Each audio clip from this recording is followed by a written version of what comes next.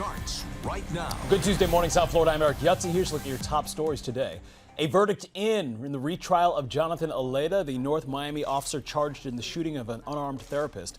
Aleda found not guilty on both counts of attempted manslaughter, but guilty of culpable negligence. The same outcome from his first trial earlier this year. Prosecutors argued he rushed to the judgment when he opened fire on Charles Kinsey, who's trying to protect his autistic patient.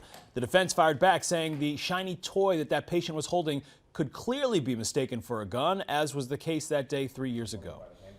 A fire ripping through a duplex in Miami, and sadly a family pet did not survive. Milo, an 8-month-old puppy, died after getting trapped in the smoke and the flames. The blaze broke out along North Miami Avenue and Northwest 60th Terrace. Another dog named Max saved and now recovering at an animal hospital. Their owners were not home at the time. No word yet on what sparked that fire. Doctors are not supposed to prescribe methamphetamine under any circumstances to patients.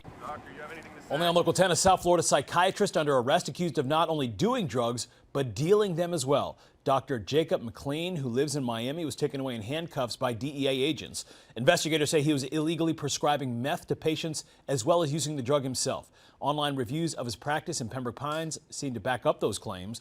McLean being held on $150,000 bond and is expected in federal court tomorrow. Listen to Local 10's podcast, The Florida Files, wherever you are, whenever you want. Just say, Alexa, play the Florida Files podcast. Getting the latest episode of Florida Files. Here it is from TuneIn. Previously on the Florida Files. Or just ask Siri, I want to hear the latest Florida Files podcast. Here's the newest episode of the Florida Files. Get the Florida Files on Alexa, Google Home, or Apple devices just by saying play the Florida Files podcast. The Florida Files from the one and only Local 10.